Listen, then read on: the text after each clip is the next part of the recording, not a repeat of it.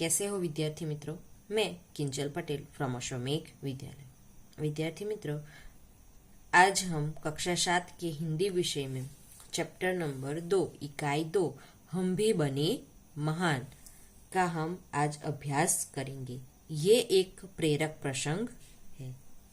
इस इकाई में महान व्यक्तियों में कुछ विशेष गुण होते हैं, इसके बारे में बताया गया है कि जो महान हम देखते हैं कि कई सारे महान व्यक्ति जैसे कि महान क्रिकेटर, महान संगीतकार, महान अभिनेता, बराबर, महान वैज्ञानिक, महान डॉक्टर, ऐसे व्यक्ति हमने देखे हैं। तो उनमें कुछ न कुछ विशेष गुण होते हैं।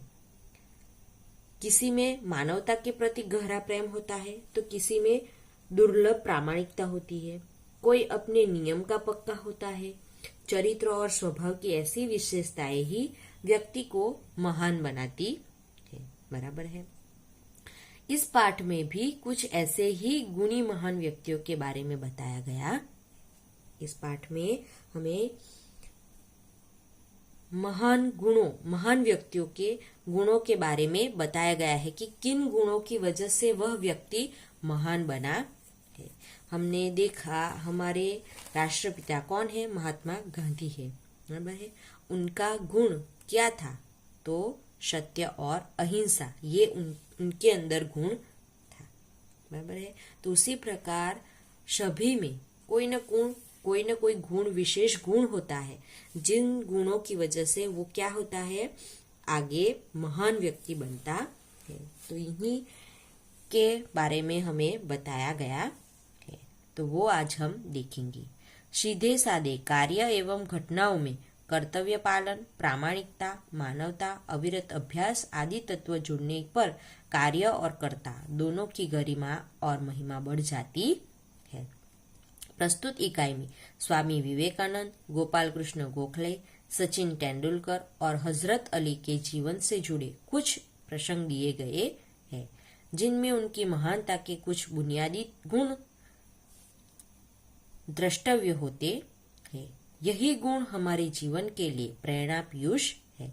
ऐसे गुणों को अपनाकर हम भी महान बन सकते हैं। यहाँ पर हमें स्वामी विवेकानंद, गोपाल कृष्ण गोखले, सचिन तेंदुलकर, हजरत अली के जीवन से जुड़े कुछ प्रसंग, कुछ घटनाएं यहाँ पर दी गई है, जिसके आधार पर ये कह सकते हैं कि ये इन गुणों की वजह से ये लोग महान बने हैं और ऐसे गुणों को अपनाकर हम भी महान बन सकते हैं, बराबर है। तो हम देखेंगे यहाँ पर पहला टॉपिक दिया गया है कर्तव्य। मेले में सब खिलौने ले रहे थे, तब नरेंद्र नामक एक लड़के ने 2 रुपये का एक शिवलिंग खरीदा। भी यहाँ पर स्वामी विवेकानंद की कहानी दी गई। वह एक मेले में गए थे और उस मेले में सभी लोग खिलौने ले रहे थे।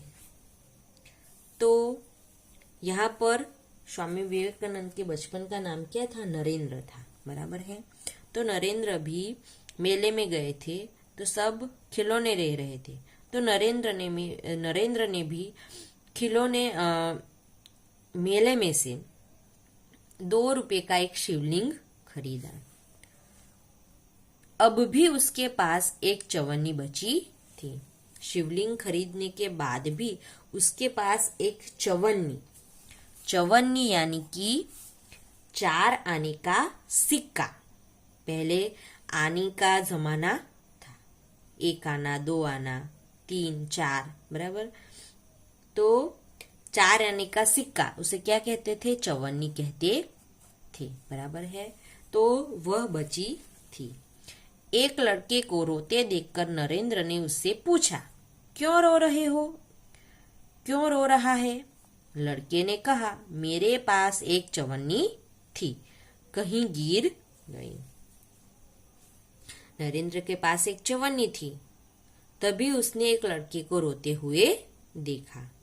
तो उस रोते हुए लड़के से नरेंद्र ने पूछा कि तुम क्यों रो रहे हो?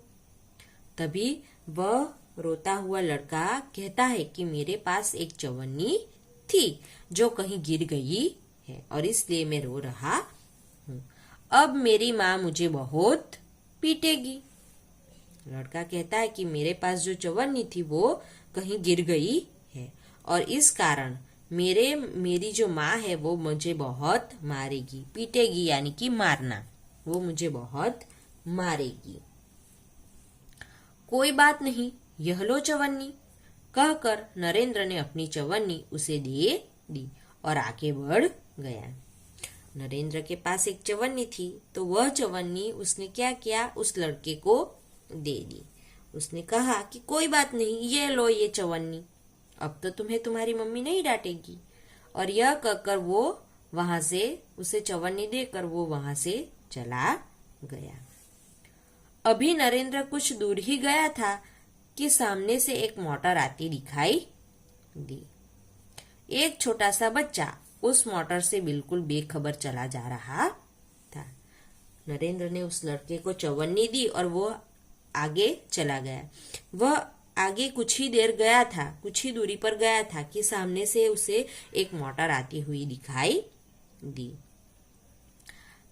तो मोटर आ रही थी, उसी सामने एक छोटा सा बच्चा उस मोटर से बिल्कुल बेखबर यानी कि अनजान, उसे कुछ मोटर के आने का कुछ पता ही नहीं था, तो वो बेखबर होकर चला जा रहा था। उसे मोटर की तरफ उसका कोई ध्यान ही नहीं था, उस बच्चे का कोई ध्यान नहीं था। नरेंद्र ने झपट कर उस बालक को खींच लिया।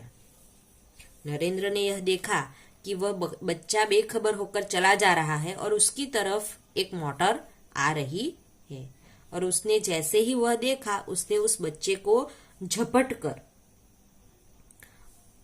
खींच लिया। झपटना यानी कि तेजी से खींच लेना, बराबर है। तो वहां पर नरेंद्र ने क्या किया, जल्दी से तेजी से उस बालक को खींच लिया। एक पल की ही देरी होती तो वह बालक मोटर के नीचे आ जाता।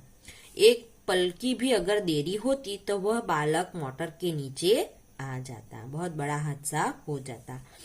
इस झपटने की क्रिया में नरेंद्र के हाथ से शिवलिंग छूटकर गिर गया और टूट गया, और इस झपटने की क्रिया में, उस बालक को बचाने की क्रिया में नरेंद्र के हाथ से शिवलिंग छूटकर गिर जाता है और वह गिरकर टूट जाता है। इस दौरान इकट्ठे हुए लोगों में से किसी ने कहा, बेचारे का नुकसान हो गया, कितने चाव से खरीदा था शिवलिंग। भी वहां पर इकट्ठे हुए लोगों ने देखा कि ये जो शिवलिंग है वह टूट गया है। इस दौरान, यहाँ पर दौरान यानी कि बीच, घटना के समय, दौरान का अर्थ को क्या होता है, बीच या घटना के समय। कुछ लोग इकट्ठा हो गया और उन्होंने देखा कि नरेंद्र के हाथ से शिवलिंग टूट गया है, छूटा और वह टूट गया। तो वो लोग कहने लगे कि बेचारे का नुकसान हो गया, उसने कितने चाव से, चाव यानी कि प्रेम, लगन से उसे खरीदा था। यह सुनते ही नरेंद्र ने कहा, इससे क्या, इस बालक की जान बचाना मेरा पहला कर्तव्य है। और नरेंद्र ने यह सुना कि लोग ऐसी ऐसी बातें कर रहे हैं, तो उसने कहा कि इसमें क्या है, शिवलिंग ही तो टूटा है। शिवलिंग बचाने से कहीं ज्यादा इस बच्चे की जान बचाना मेरा कर्तव्य था, बराबर है। ये शिवलिंग टूट गया तो मैं दूसरा भी खरीद सकता हूँ, लेकिन अगर इस बच्चे की जान चली जाती तो वो मैं वापस ला सकता नहीं था। इसीलिए इस बच्चे की जान बचाना मेरा पहला कर्तव्य था, वो मेरी पहली फर्ज थी। वस्तु से भी व्यक्ति का जीवन ज्यादा महत्वपूर्ण है। यहाँ पर हमें यह सीख मिलती है कि वस्तु से ज्यादा व्यक्ति का जीवन जो है वह महत्वपूर्ण होता है, बराबर है। अगर वस्तु कोई टूट जाती है तो वो हम दोबारा खरीद सकते हैं, बराबर है, या उसे ठीक कर सकते हैं, लेकिन अगर किसी का जीवन चला जाए तो वो हम वापस ला सकते नहीं है। मानवता सबसे ऊपर है, मानवता सबसे ऊपर है, मानवता यानी कि इंसानियत सबसे ऊपर है वो सबसे ऊपर रहनी चाहिए। किसी के प्रति भी, किसी भी प्राणी या इंसान के प्रति हमारी मानवता रहनी चाहिए। बचपन से ही ऐसे ख्यालात रखने वाले नरेंद्र आगे चलकर स्वामी विवेकानंद के नाम से प्रसिद्ध हुए। और नरेंद्र नाम के बालक में बचपन से ही ऐसी खासियत थी और वह खासियत वाले बालक आगे चलकर स्वामी विवेकानंद के नाम से प्रसिद्ध हुए, जिसे आज पूरी दुनिया जानती है। बराबर है। तो ये स्वामी विवेकानंद के अंदर ये गुण था कि वो मानवता को सबसे ऊपर रखते थे, उनमें इंसानियत थी। ठीक है, तो ये उनका सबसे बड़ा गुण था जिसकी वजह से वो महान व्यक्ति बने। फिर दूसरा है नियम सबके लिए है। यहाँ पर हमें गोपाल कृष्ण गोखले के बारे में बात की गई है। बात सन 1885 की है। पूना के न्यू इंग्लिश हाई स्कूल में समारोह हो रहा था। यह बात 1885 की है। उस साल पूना के न्यू इंग्लिश हाई स्कूल में एक समारोह हो रहा था। प्रमुख द्वार पर एक स्वयंसेवक नियुक्त था।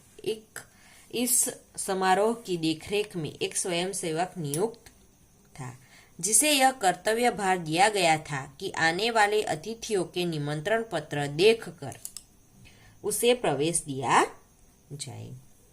नंबर है, उस स्वयंसेवक को यह काम दिया गया था कि कर्तव्य भार यानी कि उचित काम की जिम्मेदारी दी गई थी कि जो भी अतिथि आता है उसको निमंत्रण पत्र देखकर ही उसे प्रवेश दिया जाए। जिसके पास निमंत्रण पत्र हो उसी को अंदर आने दिया जाए, नहीं तो बाकी को नहीं। उन्हें सभा स्थल पर यथास्थान बिठा दे। उनका निमंत्रण पत्र देखे और उन्हें आने दे और उन्हें के सभा स्थल पर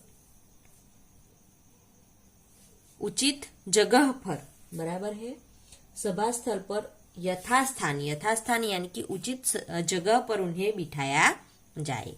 उस समारोह के मुख्य अतिथि थे मुख्य न्यायाधीश महादेव गोविंद रानडे। और उस समारोह के मुख्य अतिथि यानी कि मेहमान और मुख्य यानी कि प्रमुख मेहमान थे न्यायाधीश महादेव गोविंद रानडे। जैसे ही वह विद्यालय के द्वार पर पहुंचे, वैसे ही स्वयंसेवक ने उन्हें अंदर जाने से शालीनता पूर्वक रोक दिया और निमंत्रण पत्र की मांग की।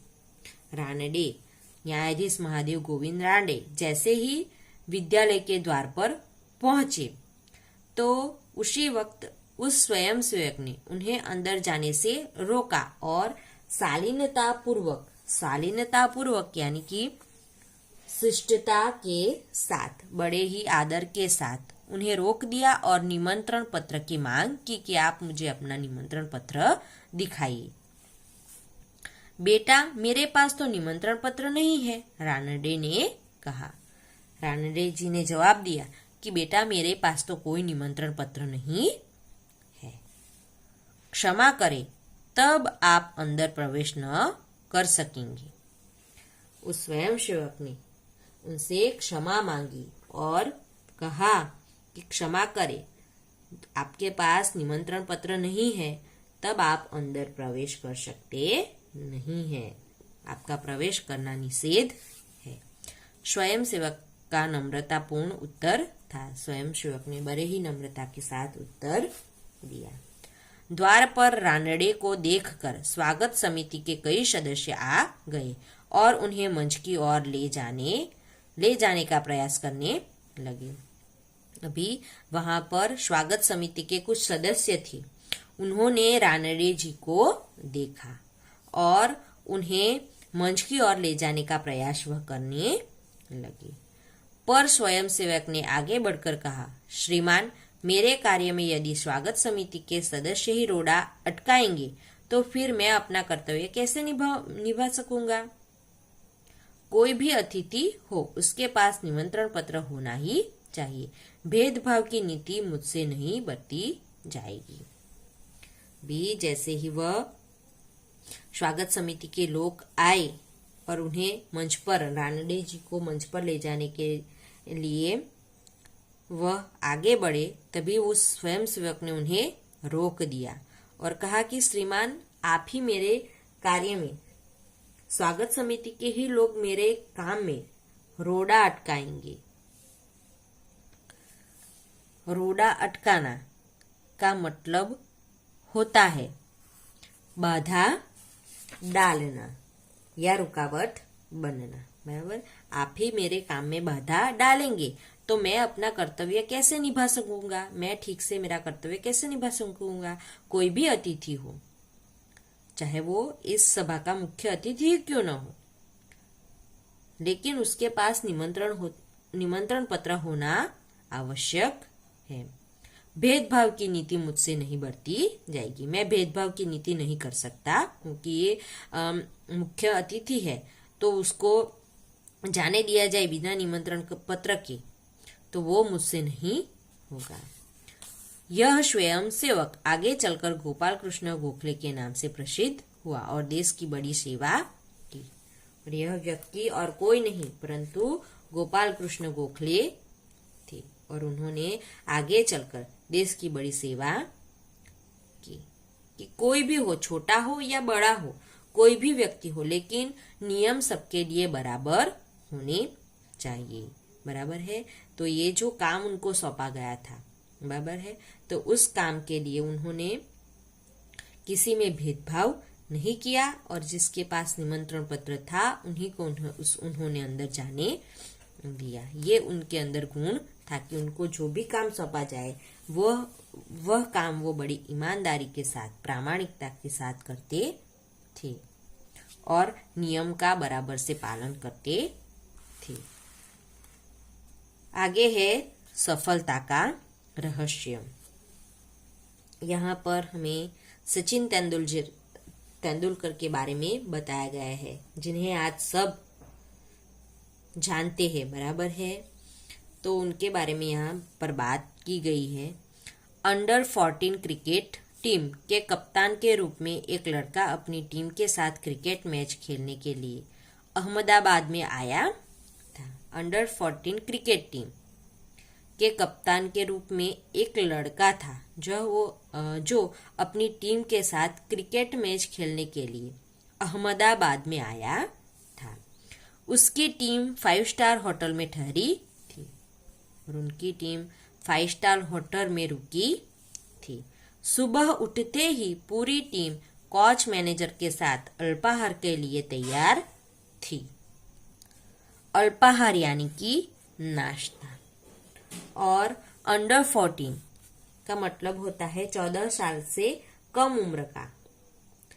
14 साल से कम उम्र की क्रिकेट की टीम थी जो अहमदाबाद क्रिकेट खेलने आई थी। सुबह उठते ही पूरी टीम कोच मैनेजर के साथ अल्पाहार यानी कि नाश्ता करने के लिए तैयार थे। एकमात्र कप्तान नहीं दिखाई दे रहा था।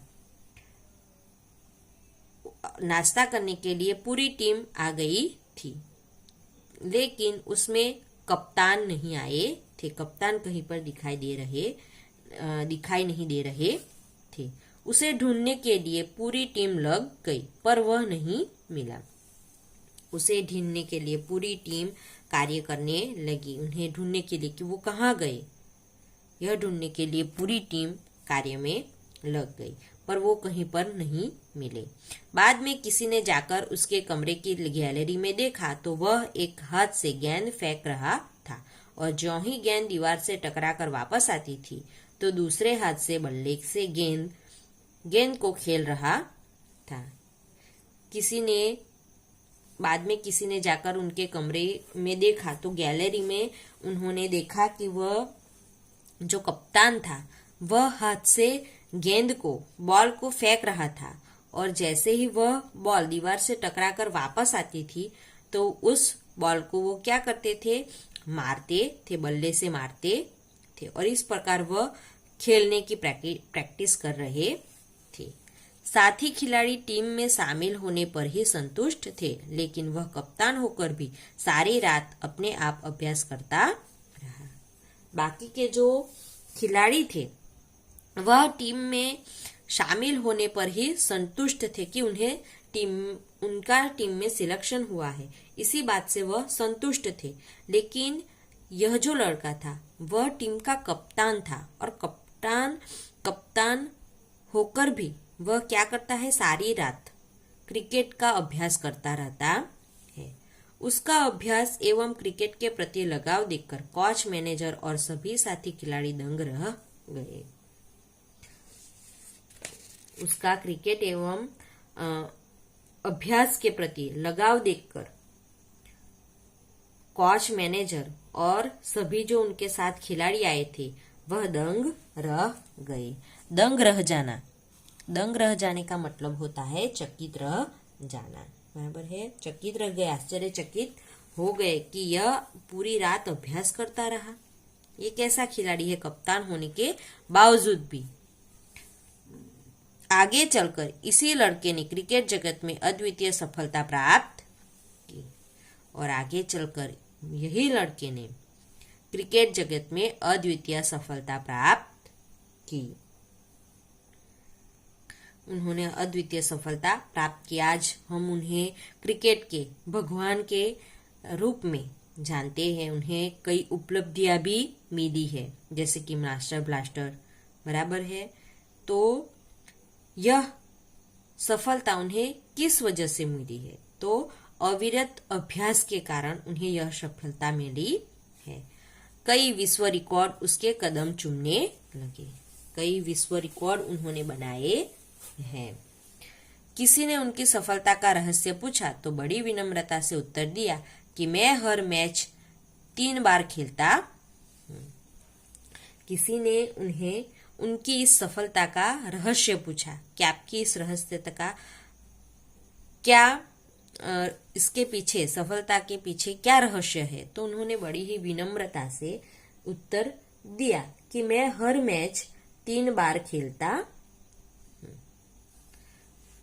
पहले अभ्यास के रूप में, दूसरी बार सचमुच मैदान में, तथापि मैच के बाद मूल्यांकन व सुधार आवश्यकता के रूप में। वह मैच 3 बार खेलते हैं। पहले अभ्यास के रूप में, जब मैच शुरू होता है उससे पहले वह अभ्यास के रूप में खेलते हैं कि वह किस प्रकार मैच खेलेगा, किस बल्ले को किस प्रकार मारेगा, उसके रूप में वह खेलता है। दूसरी बार वह सचमुच वो मैच मैदान में खेलते हैं। उसके बाद वह मैच के बाद मूल्यांकन व सुधार के आवश्यकता के रूप में, कि उस मैच को वह देखते हैं, वो याद करते हैं कि उन्होंने किस प्रकार मैच को खेला है। बराबर है, और उन्हें किस प्रकार वो खेलना चाहिए था। इस प्रकार वह खेलते तो अच्छा होता, उस प्रकार वह खेलते तो अच्छा होता। ये जो उनकी जो गलतियां थी, उनके प्लस माइनस पॉइंट वह खुद देखते हैं, उनका स्व मूल्यांकन वह करते थे और इस प्रकार वो तीसरी बार मैच को खेलते थे। इस प्रकार वह एक मैच 3 बार वह खेलते थे। यह लड़का कोई और नहीं, क्रिकेट की दुनिया में सफलता के नित नए कीर्तिमान स्थापित करने वाला हमारा सचिन रमेश तेंदुलकर है। और यह लड़का और कोई नहीं, क्रिकेट की दुनिया में सफलता के नित नए कीर्तिमान स्थापित करने वाला हमारा सचिन रमेश तेंदुलकर है। ये उनका पूरा नाम है। हम सचिन तेंदुलकर के नाम से जानते हैं, लेकिन ये उनका पूरा नाम है, सचिन रमेश तेंदुलकर। ठीक है। सचमुच एकाग्रता, अविरत अभ्यास, कठोर परिश्रम एवं लगन ही सफलता के आधार है। सफलता पाने के लिए एकाग्रता, अविरत अभ्यास और कठोर परिश्रम एवं लगन सबसे आवश्यकता है और उसी के आधार पर सफलता मिल सकती है। बराबर है। एकाग्रता के साथ साथ अविरत अभ्यास भी करना पड़ता है, बारंबार, और कठोर परिश्रम एवं लगन भी होनी चाहिए कि ये मुझे करना ही है, किसी भी हाल में ये मुझे करना ही है। तो आप ये जो सफलता जो है वो प्राप्त कर सकते हैं। तो इस प्रकार हमने यहाँ पर स्वामी विवेकानंद, गोपाल कृष्ण गोखले और सचिन तेंदुलकर के जीवन के उत्तम गुणों के बारे में देखा। एक में मानवता के प्रति करुणा थी, एक नियम का पक्का था, और दूसरा सतत अभ्यास, अविरत अभ्यास और कठोर परिश्रम में विश्वास रखने वाला व्यक्ति था। और इस प्रकार उन्होंने अपने गुणों के कारण सफलता प्राप्त की, सिद्धियां प्राप्त की। तो आज हम यहाँ तक देखेंगे। नेक्स्ट वीडियो में हम आगे का अभ्यास करेंगे। Thank you.